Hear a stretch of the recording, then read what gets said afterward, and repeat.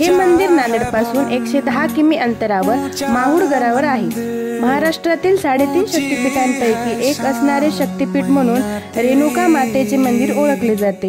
नांदेड जिल्ह्यात व माहूर तालुक्यामध्ये सह्याद्रीच्या पर्वतरांगात नैसर्गिक सौंदर्यात वसलेले आहे।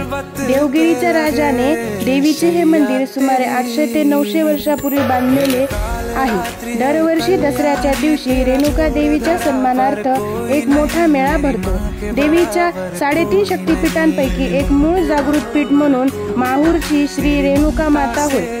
श्री परशुरामाची माता म्हणूनही रेणुका मातेला ओळखले जाते। महाराष्ट्रातील अनेक परिवारांची ही कुलदैवता आहे। रेणुका देवीचे हे मंदिर 13व्या शतकात देवगिरीच्या यादवकालीन राजाने बांधलेले आहे असे म्हटले जाते।